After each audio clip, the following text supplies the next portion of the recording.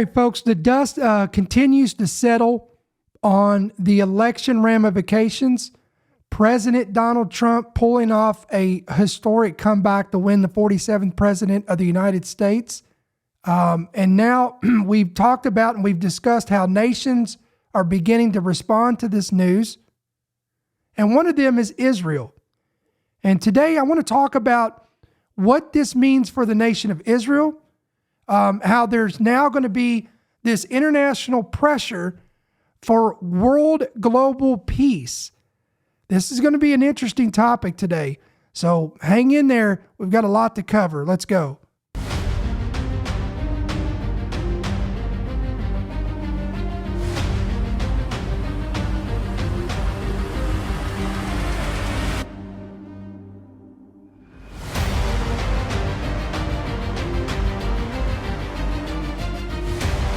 The following program is brought to you by friends and partners of End Time Headlines.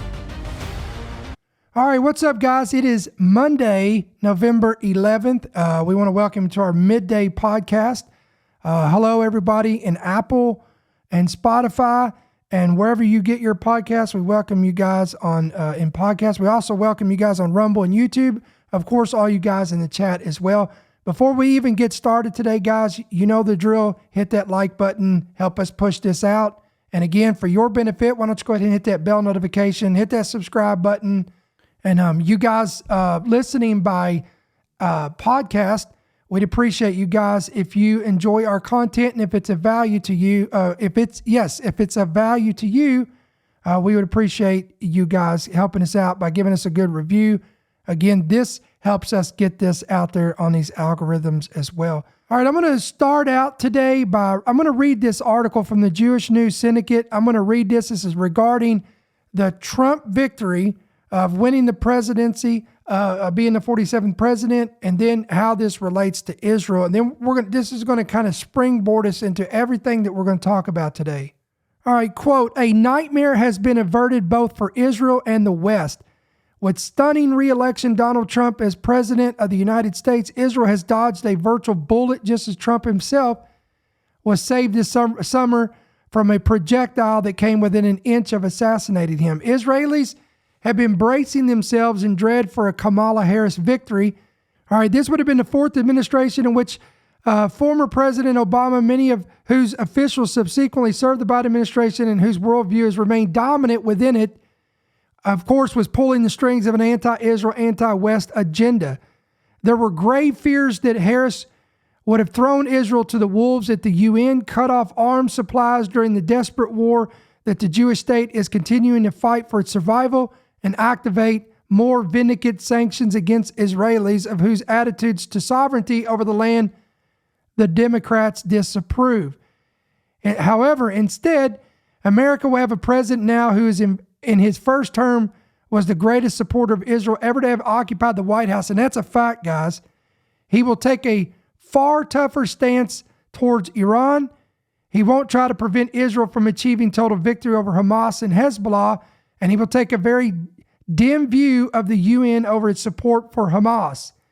He may sanction the International Criminal Court and International Court of Justice in The Hague over the persecution of Israel. And he's likely to defund the UN Relief and Works Agency, whose very existence delegitimizes Israel and the works hand in glove with Hamas. Now, this report goes on to say that the immediate danger for Israel is far from over because Trump won't become president until January. And over the next 2 months, the Biden-Harris administration can do much harm. Israel surely hasn't forgotten that back in 2016, the outgoing President Barack Obama vindictively threw the Jewish state under the bus at the United Nations by refusing to veto a Security Council resolution declaring Israeli presence in the disputed territories illegal. And then, of course, there's also the ongoing fear that Iran will carry out this long threatened retaliatory missile attack on Israel during this space between, again, from one transition of Harris and her administration to the Trump administration. So before we move on here, let's recap this real quick. So there was fear among Israel and the administration there of Israel and the Jewish people that this Biden administration would continue to win another victory and get another 4 years, in which they would continue to put pressure on Israel. They would continue to isolate themselves from Israel. We knew it was only a matter of time. How many of us honestly believe that the Biden administration was going to continue to support Israel? Now, they may get out in these press conferences and may tell a publication or a news report that they stand behind Israel as our greatest ally to stand with Israel. But they've also, if you guys have been keeping up with this, they've made these continual threats to Israel, telling them, do not strike Iran's nuclear program, don't strike their energy sector, if you do not stop these attacks in Gaza and allow humanitarian aid to come in, we're going to pull support, we're going to pull military aid from you, we're going to stop the shipment of weapons to you. So there was all these continual threats from the Biden administration and the White House to the nation of Israel. But now we've averted that, and we now have Trump winning the election. But like this article pointed out, we have a space of 2 months. Between now and January 20th, a lot can happen. So again, we'd love to hear from you. Let us know in the comment section below in the chat. Do you believe that Iran will strike Israel in this period of 2 months between presidencies? Hit yes or no in the chat. Okay, because I'd love to hear from you. So we're going to keep our eyes on that and see what happens. Now, I want to give you a little bit more information on how are the world leaders reacting. And here's a little bit more insight on Benjamin Netanyahu's reaction to Trump's victory amid the tensions with Iran. As President-elect Trump prepares for a second term in the White House, questions remain about exactly how he'll handle the continuing wars in Ukraine and the Middle East. This week, Trump spoke with Ukrainian President Vladimir Zelensky in what a senior Ukrainian official described as a, quote, very good call. Throughout his campaign, Trump voiced skepticism about continuing U.S. support for Ukraine, raising some concerns across Europe that he would abandon them in their fight. The key thing is to support Ukraine and help them push back the Russians. Otherwise, stability in Europe, in the transatlantic area, no small country in Eastern Europe will be safe. So again, what is your thoughts on this? I think we've asked this before. But again, there's mounting pressure that that Trump will stop the continual hemorrhaging of money that's flowing to Ukraine and Zelensky. He is threatening to turn off the spigot of U.S. dollars funneling to Ukraine. Now again, and we're going to talk more about this because there's a lot of stuff that's escalated in Europe with Ukraine and Russia. But again, we'd love to hear from you in the chat. Do you think this is a good idea? Do you think we should cut off Ukraine and Zelensky? Or should we continue to aid them in this war with Russia? Yesterday, an EU representative visited Kyiv to show support. Some Republicans are calling for the EU countries to take on a larger role. In terms of defending Ukraine for the long run, Europe needs to truly step up. If they're not going to do it now, with World War III on their doorstep, when are they? Meanwhile, in the Middle East, Israel sees Trump's victory as their own. Trump and Israeli Prime Minister Benjamin Netanyahu also spoke this week. The Israeli leader previously called Trump, quote, the best friend Israel has ever had in the White House. Israel is now fighting Hamas and Hezbollah on multiple fronts. Both groups are funded by Iran. Israeli officials say cutting off that support should be the priority. All the problems we have today in the Middle East, it all comes from Tehran. Hamas issuing its own statement earlier this week saying Trump must, quote, work seriously to stop the war in the Gaza Strip. In New York, CB Cotton, Fox News. CB, thank you so much for that detailed report. And as we further discuss President-elect Donald Trump, along with international conflict, right now giving you a live look at the Israel-Gaza border at this hour, conflict with Israel and Hamas. Now, I want to interject something here since this has been brought up. This Israel-Gaza border. Now, that area right there, guys, that region right there known as the West Bank or Gaza Strip, this is where Palestinians live today, and they call themselves Palestinians, and they had families that lived in this region before 1947, and then again when Israel was reinstated, when Israel was born a nation, when they was reestablished as a nation in 1947, this is where all this conflict has spawned from. I want to show you this. When you go into the Bible, in Ezekiel 35 and Ezekiel 37, it talks about this conflict because this is where, in my opinion, this is what's going to be the light, this is going to be the match strike that's going to ignite all of the major end-time prophetic wars, howbeit Ezekiel 38, 39, Gog-Magog war, Psalm 83, all of that's going to stem from this conflict, which is this Palestinian-Israeli conflict right there on the Gaza Strip, the West Bank area. This is where all this is all this is coming around through. Listen what it says in Ezekiel 35:10. Because thou hast said, look at this. These two nations and these two countries shall be mine, and we will possess it, whereas the Lord was there. Here's another one. Also, this is Ezekiel 36, 1 through 2. Also, thou son of man, prophesy unto the mountains of Israel, and say, Yea, mountains of Israel, hear the word of the Lord. Thus saith the Lord God, because the enemy has said against you, Aha, even the ancient high places are ours in possession.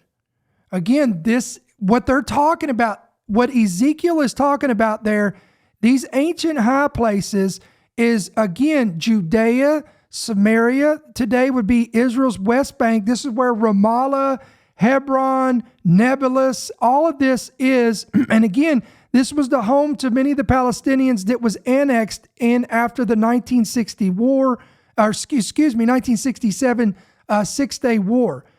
This is where all this major conflict is going to explode. Let's keep reading. I want to show you this. Ezekiel 36:3. Therefore prophesy and say, Thus saith the Lord God, because they have made you desolate and swallowed you up on every side.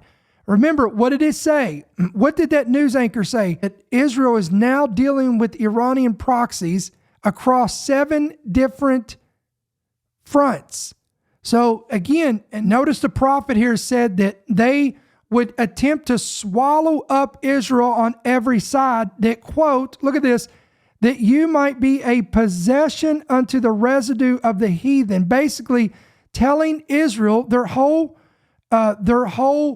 motive, guys, is to drive Israel out of their land, to drive them out. Because remember, let me pull this back. I want to talk to you for a second. Let's just stay in the book of Ezekiel, shall we? If you go to the book of Ezekiel chapter 37, where the prophet is speaking about the dry bones, he comes across a valley of dry bones, and the Bible tells us that the Lord tells the prophet to prophesy to these bones and they come alive.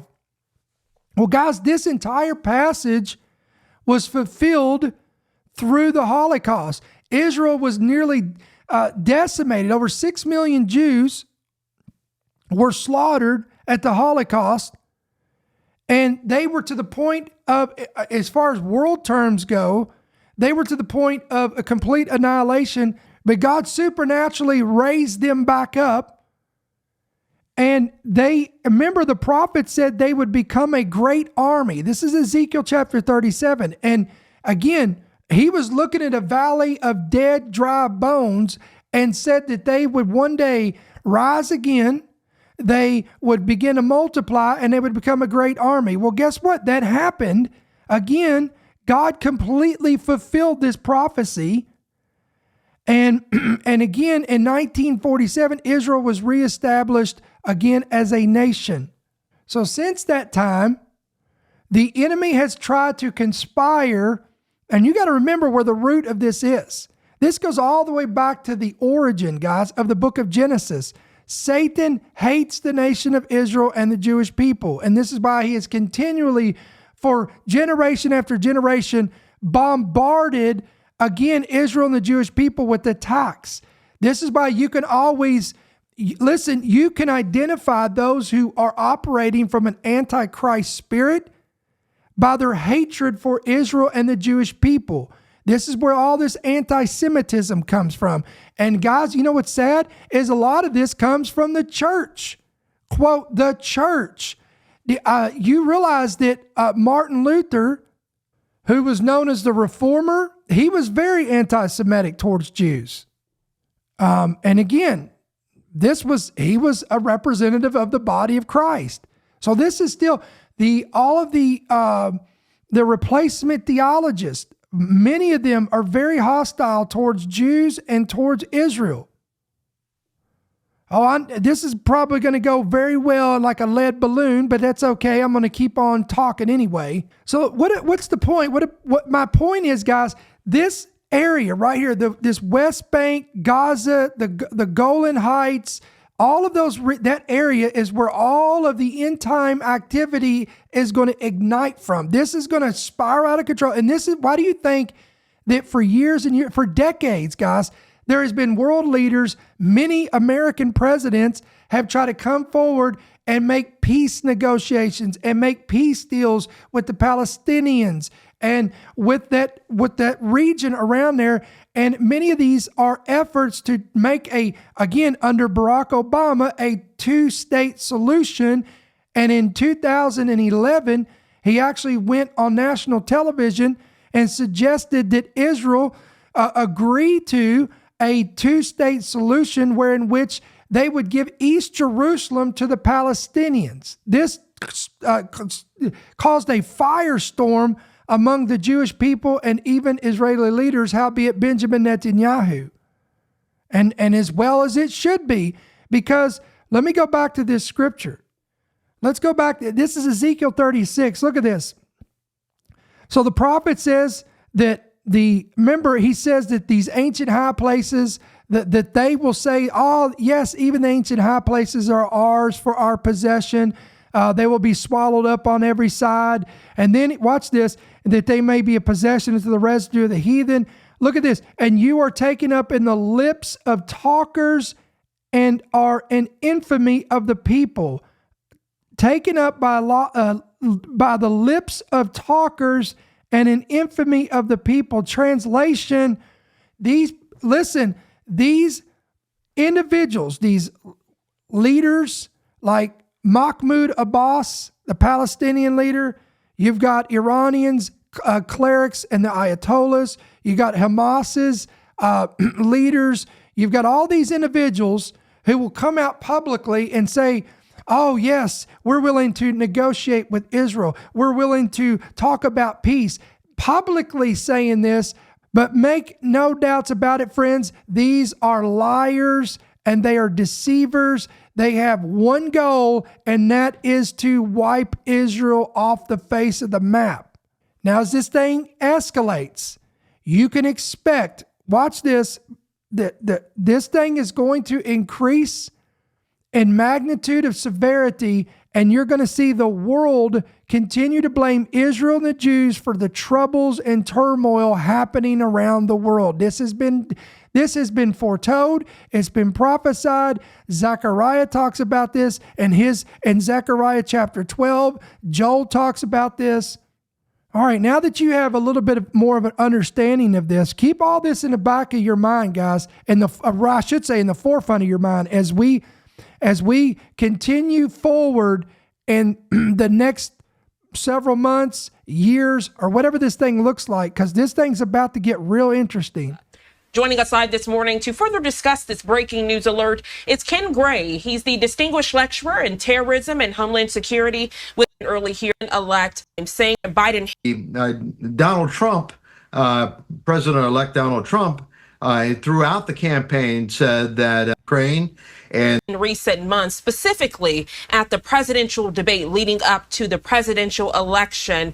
We've heard from world leaders throughout that time saying that respect is top of mind when they think of President-elect Donald Trump and international conflict. Could you set the stage for us as that relates to the current Biden-Harris administration and their response? Sure. So the Biden-Harris administration has been supportive of Zelensky in Ukraine and somewhat supportive of Israel there, of Netanyahu and Israel. But Donald Trump, President-elect Donald Trump, throughout the campaign said that he would settle the war in Ukraine even before he takes office. And as to Israel, I am sure that he will not hold the same restrictions on Israel's activities, both in Gaza Strip and against Hezbollah and against Iran, that the Biden administration was holding.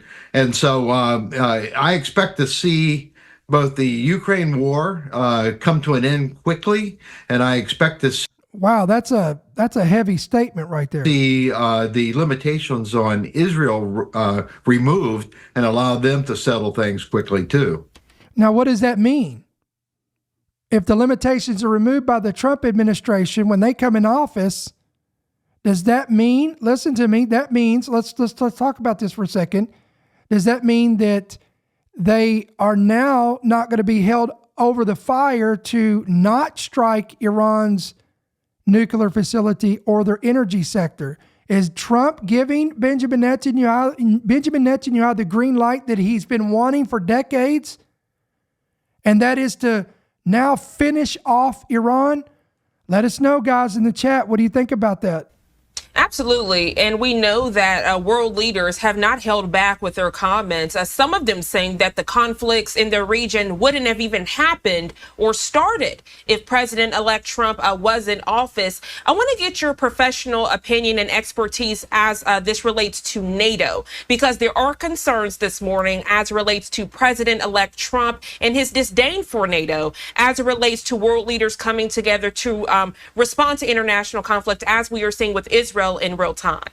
Sure. So you know that President Trump, when he was in office before, was trying to force the other NATO members to accept the financial burden of supporting NATO. He said the United States was the one who was fully funding NATO, and that it was time for those other countries to step up and provide funds themselves.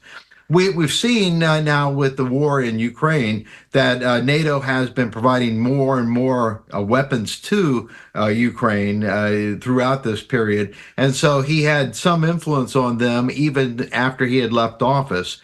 But if the United States pulls back on this as far as support of Zelensky there in Ukraine, then NATO will have to, the rest of the NATO members will have to decide if they want to go it alone, if they want to continue supporting Ukraine in their fight with Russia, or if they want to go ahead and find a peaceful settlement there between Russia and Ukraine in their present battleground positions.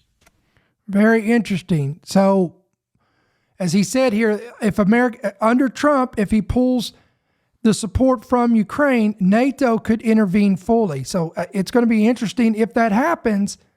If that happens, it'll be interesting how Putin responds to this.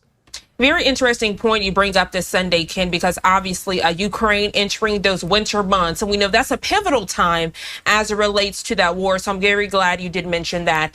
Getting back to conflict as it relates to Israel and Hamas, we are knowing there are growing frustrations out in Qatar on this Sunday. They pretty much have decided that they are going to stop those ceasefire negotiations because they're saying that Israel and Hamas can't come to the same page. Is that really a surprise, though? I mean, how can you come to the same page with a terroristic organization? Yeah. So it was thought that with the death of Sinwar, that might have removed the obstacle for coming to some type of agreement. But apparently Hamas is in such disarray that there is no one there in Hamas that is willing to take control and to be able to negotiate the hostages for peace there in the Gaza Strip. On top of that, Yoav Gallant and Netanyahu had differences in their opinions about the conduct of the war in the Gaza Strip.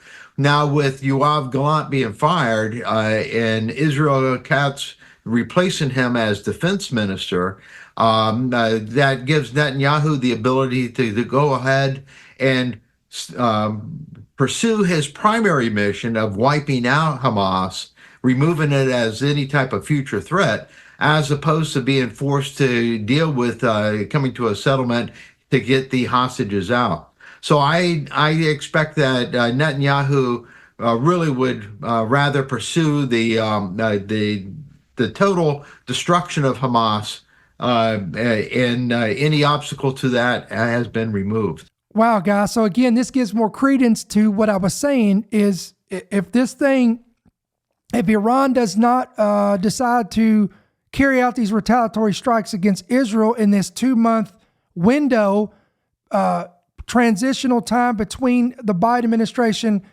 and the Trump administration, then again, we could literally see if Trump gives Netanyahu the green light, removes all restrictions, it's going to be interesting to see if Israel carries out the complete destruction of quote unquote Hamas again, which would mean striking the head of the serpent, which is Iran. Now, here's some more insight on this. Let's check this out. From around the world also reacting to the news that former President Donald Trump is heading back to the Oval Office. Celebrations are taking place in various parts of the world, from India to Israel. A Trump win is what most Israelis were hoping for. Israel's prime minister called former President Donald Trump's victory history's greatest comeback and a new beginning for America. I think it's good for Israel, yeah, no doubt.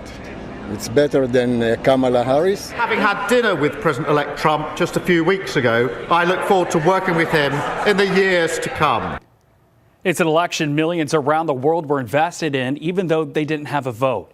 Meanwhile, a spokesman for Russia's president said he's not aware of any plans by Vladimir Putin to congratulate Trump and describe relations with the U.S. at a historic low, presumably a reference to American support for Ukraine after Russia's invasion. All right, so don't be alarmed, guys, because I know how many of y'all think, well, this is kind of creepy, Brother Ricky. Look at how the world's responding to this. And they're hoping that Trump brings world peace. Again, I don't think he's going to bring the peace treaty, as you guys are kind of hinting at. And I see these in the comments and the commentaries and even some people out there on YouTube and blogs. And they kind of equate Trump as the Antichrist and making this Daniel 9:27 covenant. And as we pointed out last week, or earlier this week in our last podcast, I believe it was our last one, I don't know. We do so many of these guys, I lose track of which one it was. But one of these talking points, we talked about how Trump would be instrumental as a vessel to initiate the peace process. I have no doubt about that. In fact, look at this article. All right, deal of the century in the works. What?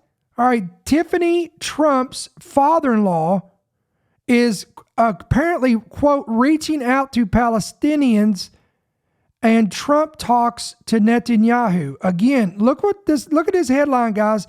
A deal of the century is in the works. What in the heck are they talking about? Well, let's read on here. President-elect Donald Trump appears serious about achieving, look at this, Israeli-Palestinian peace, the so-called deal of the century that he pursued during his first term, which resulted in the Abraham Accords, but did not bring the Palestinians aboard. Now, remember, we talked about this. We talked about how Trump was instrumental as a vessel of the Lord in initiating these peace negotiations. Because again, we pointed out in Daniel 9:27, when the Antichrist rises to power, he confirms or he solidifies something that's already put in place. And this is already in, guys, many people don't realize this is already in motion with these Abraham Accords.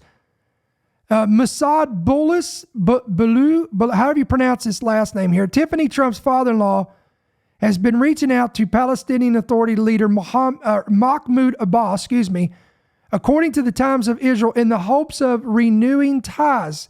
Here we go. We just talked about all this. Here we go with this Palestinian-Israeli conflict, Palestinian-Israeli two-state solution. And again, the thing I'm concerned of, guys, is that President Trump in America would somehow make a negotiation which would result in the dividing of Jerusalem. We don't want that, and we pray that his spiritual advisors would deter him from that. He ensured that Trump and Abbas exchanged letters after Trump survived an assassination attempt in July. So again, this has been going on behind the scenes. The Times of Israel reported that, quote, Tiffany Trump's father-in-law, a key Arab surrogate for the U.S. president-elect, met Palestinian Authority President Mahmoud Abbas on the sidelines of the UN General Assembly back in September. This is according to a senior Palestinian official. Abbas emphasized his, quote, willingness to work with Trump in order to reach a two-state solution to the Israeli-Palestinian conflict. Guys, if you want a point of reference of prayer, that right there is heavy. We need to pray against any quote-unquote two-state solution that, again, results in the division of Jerusalem. So again, Trump's father-in-law, Baba, whoever is, how you pronounce that, who heads Arab Americans for Trump, helped orchestrate a letter Abbas sent to Trump wishing him well after his attempt assassination back in July. This individual has also been tapped to lead negotiations with Lebanon on ending the war between Israel and Hezbollah there as well. And again, Abbas had a rocky relationship with Trump when Trump was elected back in 2016. The Palestinians were shocked and had no contacts in the incoming administration. While Trump met with Abbas after taking office, he grew furious with the Palestinian Authority for funding terror. He signed the Taylor Force Act, cutting off U.S. taxpayer funds to the Palestinian Authority, while it still subsidized terror, and closed the Palestinian Liberation Organization office in Washington, D.C. Again, remember, guys, this was back in 2016. According to the report, Trump invited Palestinians into the Abraham Accords with the incentive of $50 billion in promised investment aid, but the Palestinians refused. Why? Because they want a two-state solution with Jerusalem as its capital. You guys you have to know that. They want a two-state solution with Israel as its capital. Even the senior leader of Hamas made this statement, that they are willing to make peace with Israel as long as they get Jerusalem, East Jerusalem, as their capital. Trump is not likely to pursue a two-state solution, especially in the aftermath of the Hamas attack on October 7th. Well, guys, this is great news. However, he may try to achieve a peace agreement on an alternative basis. So what does that mean? Again, let me read that again. Although he's not likely to pursue a two-state solution, he may try to, quote, achieve a peace agreement on an alternative basis. What do you think this means, guys? Let me know in the chat. What would be a peace agreement on an alternative basis? What would that look like? All right, here's another report. Trump speaks with German leader Scholz about ending Ukraine war to return peace in Europe. I mean, we can't deny this, guys, as students of prophecy. When we hear peace and safety keep being thrown around by the world leaders and the lips of leaders, we inevitably know that following peace and safety is sudden destruction that comes like birth pangs. So all of this, guys, we have to keep this at the forefront. We have to be aware of what's going on. Again, be alert, be vigilant, be studied up, know the Word of God, and be paying attention to what's going on. According to Breitbart, President-elect Donald Trump spoke with German Chancellor Olaf Scholz with the aim of restoring peace. Look at that. restoring peace to the European continent and bringing about an end to the Ukraine war. Here's another article. Israel and Russia begin, quote, secret talks on ending the Lebanon war. This is very interesting. Israel and Russia. Again, you couldn't get any polar opposite because Russia will be involved in the collaboration of nations that will come and invade them later on. Israeli media revealed Sunday that the government of Prime Minister Benjamin Netanyahu has begun secret talks with the Russian government on ending the ongoing war in Lebanon between Israel and Hezbollah terrorists. So you see this, guys?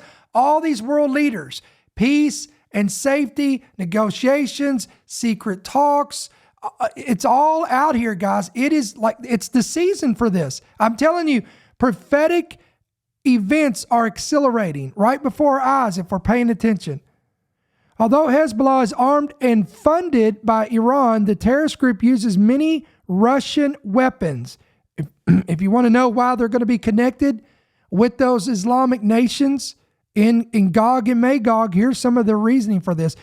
Moreover, Russia has relied on Iran for drones on its ongoing war in Ukraine and is thought to hold some sway with the Iranian regime. You read on down here, it says, quote, it is possible that the election of Donald Trump spurred the Israeli-Russian talks. Trump has promised a return to diplomacy between the U.S. and Russia and has also promised to end the ongoing war in Lebanon. Meanwhile, according to the World Health Organization, there is a famine risk, an imminent risk of famine in northern Gaza.